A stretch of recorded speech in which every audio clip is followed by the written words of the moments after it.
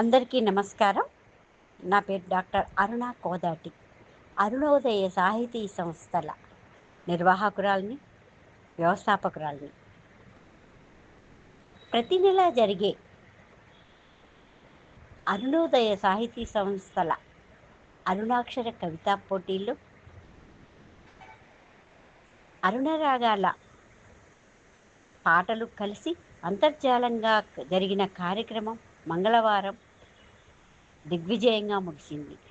ఈ కార్యక్రమానికి ముఖ్య అతిథిగా డాక్టర్ నాలేశ్వరం శంకరం గారు, ప్రఖ్యాత వక్త ఓయూ ప్రొఫెసర్ గారు, సభాధ్యక్షులుగా డాక్టర్ రామకృష్ణ చంద్రమౌళి గారు, సాహిత్యవేత్త, సలహాదారులు, విమర్శకులు, Saint pious women's degree and PG college వారు ఆత్మీయ అతిథిగా,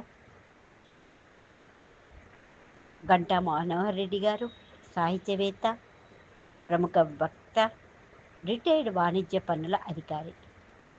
ఇంకో ఆత్మీయ అతిథి డాక్టర్ కృష్ణారెడ్డి గారు, సాహిత్యవేత్త, సమీక్షకులు, సమాజ సేవకులు, రిటైర్డ్ అధికారి.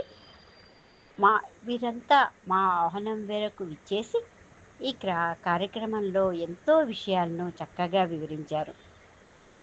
సాహిత్య విజ్ఞాన విషయాలను, వచన కవిత మెలుకులను, శైలి, అంశం, ఎత్తుగడ, ముగింపు ఇలా వచన కవిత్వం గురించి ప్రస్తావిస్తూ కవులకు వివరణ ఇచ్చారు.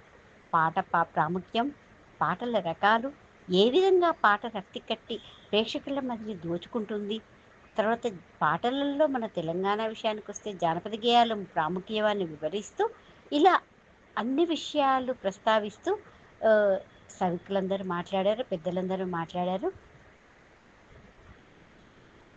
దాదాపు 4 గంటల పాటు జరిగిన ఈ కార్యక్రమంలో టైం కూడా తెలియనంత ఆనందంగా, ఉత్సాహంగా సాగిపోయింది.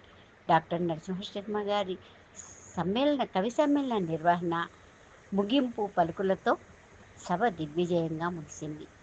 అరుణోదయ అంతర్జాల కార్యక్రమం రాను రాను ఎంతో ఉత్సాహంగా ముందుకు వెళ్తున్నందుకు డాక్టర్ రామకృష్ణ చంద్రమౌళి గారు సభా అధ్యక్షతను నిర్వహిస్తూ అభినందించటం సంతోషకరం. డాక్టర్ నాలేశ్వరం శంకరం గారు అరుణోదయ సాహితీ సంస్థ విజ్ఞానదాయకంగా అనేక మంది కవులు రాసే కవితలు చాలా బాగుంటున్నాయని, అరుణరాగాల్లో పాటలు కూడా వింటున్నానని, గాయని గాయకులు చక్కగా పాడుతున్నానని ప్రశంసించారు.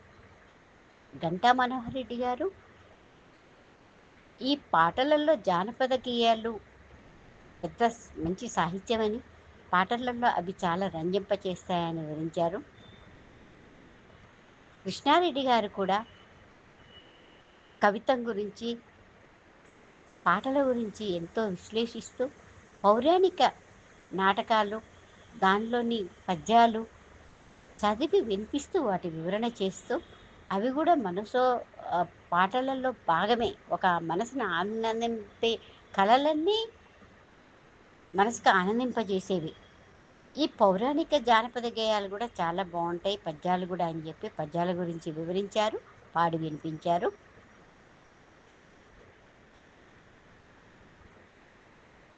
ఇలా పాటలతో, ప్రసంగాలతో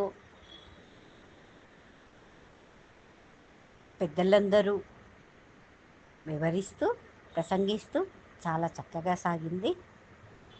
ముందు ముందు ఏం చేస్తే బాగుంటుందో కూడా కొన్ని సలహాలు ఇవ్వటం ఆనందకర విషయం. ఎంతో ఆనందంగా 4 గంటల పాటు స్నేహపూరిత వాతావరణంగా జరిగిన ఈ కార్యక్రమంలో అనేక మంది కవులు, గాయని గాయకులు కవితాగానం, పాటలు పాడి సభను రక్తి కట్టించారు. ఇంత విజయవంతం చేసినందుకు సమూహ అధ్యక్షురాలైన నేను ప్రతి అందరికీ పేరు పేరున కృతజ్ఞతలు తెలియజేస్తున్నాను. అందరికీ ధన్యవాదాలు. మరి ఇంత మంచి కార్యక్రమం మరి ఇప్పుడు యూట్యూబ్లో వింటున్న మరి మీ అందరి అభిప్రాయం కూడా తెలుసుకోవాలి కదా. తెలుసుకోవాలంటే లైక్ చేయండి, ఏదైనా సరే కామెంట్ చేయండి, సబ్స్క్రైబ్ చేసుకుంటే మా ఛానల్స్ అన్నీ, మా కార్యక్రమాలు మేము చేసే కార్యక్రమాలన్నీ కూడా మీకు వస్తాయి. ధన్యవాదాలండి.